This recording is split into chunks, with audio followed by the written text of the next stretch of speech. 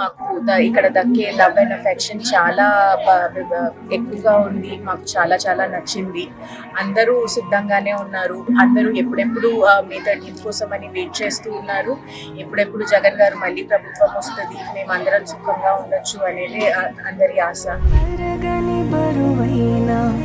వరమని అనుకుంటూ తనువున మోసావే అమ్మా,